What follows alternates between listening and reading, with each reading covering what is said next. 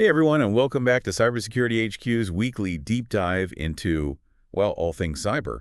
It's election week here in the US, and cybersecurity, well, it's kind of front and center right now. Definitely is a lot more than just bits and bytes this week, wouldn't you say? Absolutely. We've got a ton to unpack this week. Everything from international meddling to, I don't even know what to call it, but that blurred line between like watching the polls and straight up voter intimidation.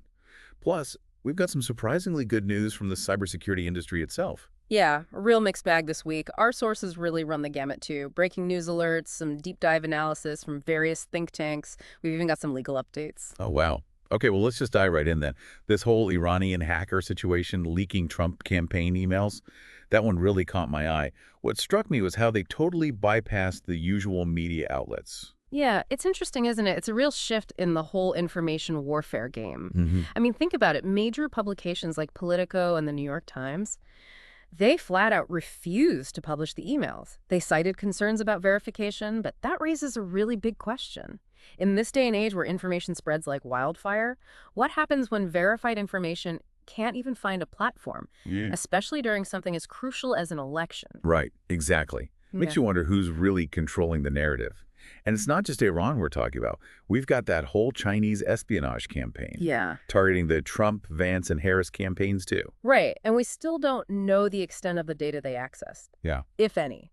But the context here is crucial, right? Mhm. Both China and Iran have a vested interest in who wins this election. For sure. And these incidents, both with Iran and the emails and then the Chinese campaign, they highlight a much larger trend, I think. Election interference, it's evolving. It's less about outright hacking and more about trying to manipulate public opinion. Yeah. That's a little unnerving, honestly. And then you throw in physical threats on top of all that, like the destruction of those ballot drop boxes in Washington and Oregon. Someone literally used incendiary devices. Not exactly confidence-inspiring when it comes to the voting process. No, not at all. It really underscores that cybersecurity isn't just a digital issue anymore. Even with secure voting machines, if someone can physically attack the infrastructure, well, that can have a massive impact. But that's where the work of companies like Clear Ballot Group is so crucial. Right, they're the ones behind those voting machines that aren't connected to the internet, right? Exactly. Their systems rely on physical data storage, meaning no hacking into a central server to worry about. And get this, they have logs for every single action taken on the machine. So a completely tamper-proof audit trail. Precisely. All of this means more transparency and a much lower risk of manipulation, which is a Ugh. win for everyone. It shows that even with these physical attacks happening, companies are pushing for a more secure voting process. That is reassuring to hear. But speaking of threats, this whole trend of election deniers guarding polling stations, talk about red flags, they're using Telegram to organize and even film voters to share with law enforcement. Yeah, that's a worrying development.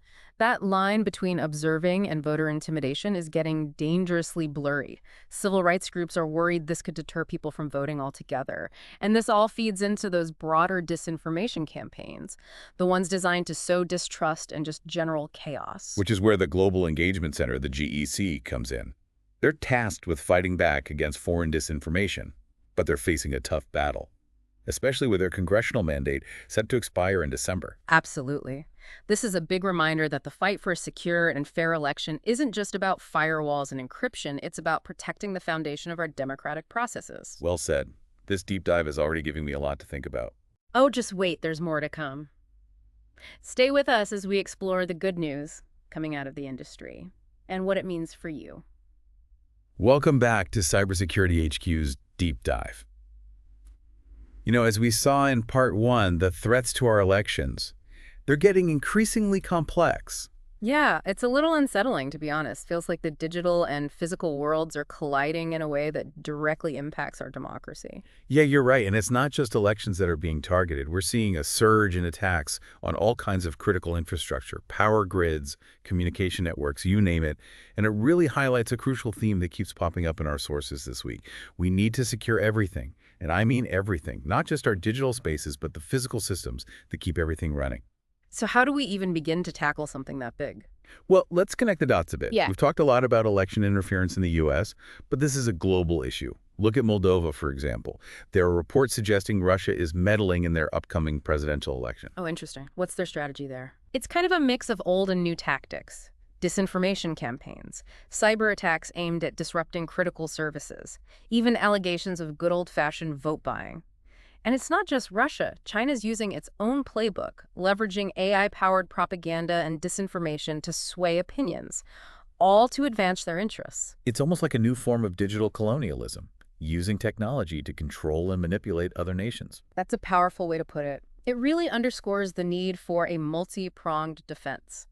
We need to invest in robust cybersecurity for our critical infrastructure, educate the public to recognize and resist disinformation, and work with international partners to establish some kind of norms for behavior in cyberspace. It's a tall order, that's for sure. Yeah. Are there any concrete examples of how these threats are playing out? Absolutely. Let's take Ukraine as an example. Google recently exposed a Russian cyber espionage campaign that was targeting Ukrainian military recruits. Oh, wow. How does that work? They're using Telegram, the messaging app, to lure recruits in. Basically, they're using a fake persona that offers software that can supposedly help locate military recruiters. That sounds pretty sneaky. It is. The software is actually malware designed to steal personal data, track device activity. It can even extract login credentials. It's a perfect example of how cyber attacks can be weaponized to undermine national security and just create chaos. It really reinforces the importance of being cautious about what we download and the links we click, especially in times of conflict when misinformation is everywhere. Exactly. And speaking of misinformation, let's talk about another unsettling trend: the rise of AI-powered attacks. It's something cybersecurity experts have been warning about for a while now, and we're starting to see concrete examples. Like what? Well, this new ChatGPT jailbreak bypasses safeguards article is a perfect illustration. Researchers have figured out how to bypass ChatGPT's safety protocols. They can generate malicious code and potentially even spread disinformation using it. So it's like handing a super intelligent machine the keys to the kingdom. It's a pretty good analogy, and what's really concerning is that we're only just scratching the surface of AI development. As the technology gets more advanced, we can expect to see even more sophisticated attacks. Attacks that are harder to detect and defend against. So how do we even begin to prepare for that? It's a multifaceted challenge, that's for sure. First, we need to invest in research to understand how AI can be weaponized. Know your enemy right. Then we have to develop new security measures specifically designed to counter AI-powered attacks, because our traditional tools might not be enough. And maybe most importantly, we need to start having a serious conversation about the ethical implications of AI. We need to ensure it's used responsibly. Feels like we're at a crossroads. The decisions we make today about AI could have a ripple effect on the future of cybersecurity. Exactly. But it's not all doom and gloom. There are some positive developments to consider too, particularly the role that governments are starting to play in cybersecurity. Okay, give me some good news. Well, in the U.S., the Biden administration's new national security strategy, it calls for the rapid integration of AI within military and intelligence operations. So they're acknowledging that AI will be a major factor in future conflicts. Absolutely. And they're pushing for the U.S. to be a leader in this space. Of course, there are concerns about the risks of using AI in warfare, especially the possibility of autonomous weapons making life or death decisions. But the administration is emphasizing the need for a human in the loop, meaning humans will always have final say over any actions taken. That is reassuring. But even with those safeguards, using AI in warfare raises some really complex ethical questions. Absolutely, and those are questions that need to be debated openly and thoroughly as we move into this uncharted territory. Now, on the domestic front, there's some positive movement on the legislative side as well. Well, tell me more. Well, there's bipartisan support for reauthorizing the Global Engagement Center, the GEC, the one we discussed earlier. They faced some criticism in the past, but there's a growing recognition that their work countering foreign disinformation is essential in today's world. Especially with the threat of AI-powered propaganda looming large. Exactly. So while the GEC's future isn't set in stone yet, the fact that both sides of the aisle see value in their mission is a promising sign. It shows that lawmakers are starting to take the threat of disinformation seriously. That's definitely a step in the right direction. We've talked a lot about the threats, the evolving landscape, all that. But what about the people on the front lines defending against these attacks? The cybersecurity professionals working tirelessly to keep our systems secure. They are the unsung heroes of the digital age, that's for sure. And unfortunately, they're facing a growing shortage of qualified personnel. Right, I've heard about that. Isn't there a huge gap between the number of cybersecurity jobs and the people qualified to fill them? There is a gap. But that ISC2 misleading cybersecurity job market data article suggests the situation's a bit more nuanced than that. They argue that while the need for cybersecurity professionals is undeniable, the actual demand reflected in job openings is lower than some industry reports claim. Apparently, that figure of a 4.8 million workforce gap is more aspirational than reflective of immediate job openings. So shortage is real, but maybe not as dire as some headlines make it seem. That seems to be the case. But regardless of the exact numbers, we need to do more to attract and retain talent in this field. That means offering competitive salaries, providing opportunities for professional development, and creating a work environment that's both supportive and inclusive. It's a reminder that behind all the technology and the threats, cybersecurity ultimately boils down to people. Couldn't agree more.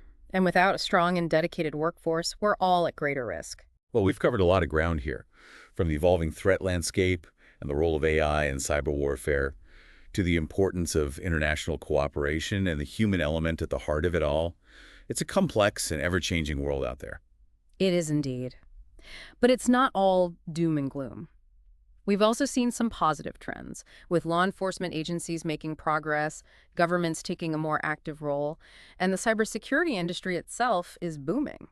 You're right. It seems like as long as we stay informed, stay engaged, and proactively adapt to this dynamic landscape, we can navigate the challenges and emerge stronger.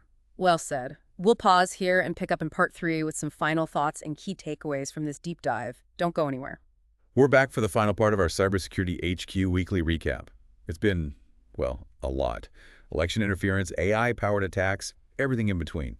Definitely feels like the cybersecurity landscape is constantly changing, new threats popping up every day.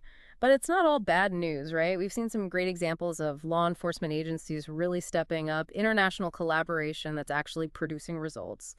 And the cybersecurity industry itself, well, it's booming. Yeah, true. It's a good reminder that we're not powerless in all of this. We can make a difference. So before we wrap up, I think it'd be good to distill some key takeaways for our listeners. What are the most important things people should remember from this deep dive? Okay, well, first and foremost, cybersecurity is everyone's responsibility. It's not just for the IT folks or government agencies.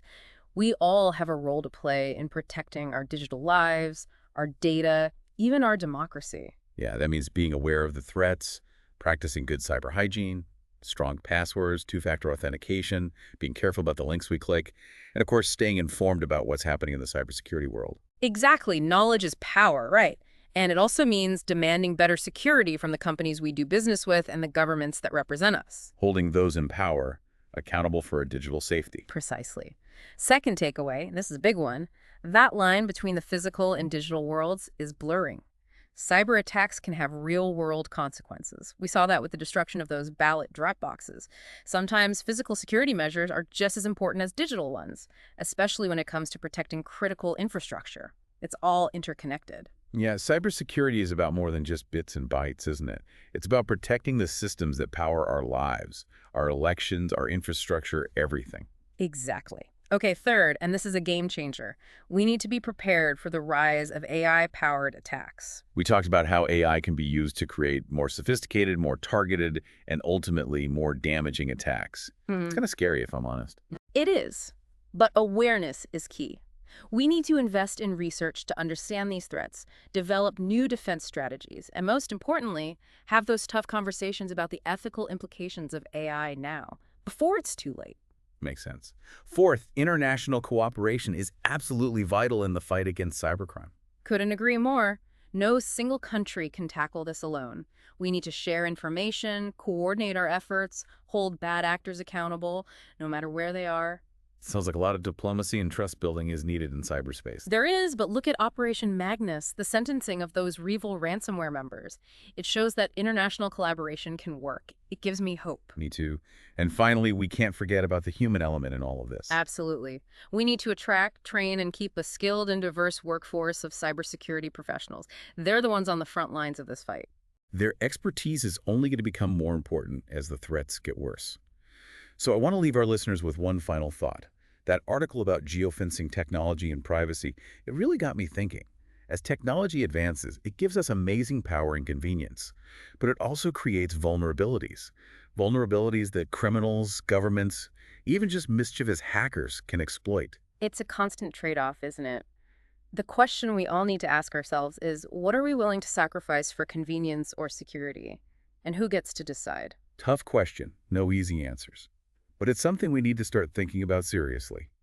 The choices we make today will shape the digital world of tomorrow. Well said. Stay informed, stay vigilant, and as always, thanks for joining us for this deep dive into cybersecurity. We'll be back next week with more insights and analysis from Cybersecurity HQ. Until then, stay safe out there in the digital world. And remember, knowledge is power. The more you know about cybersecurity, the better you'll be able to protect yourself, your loved ones, and your digital life.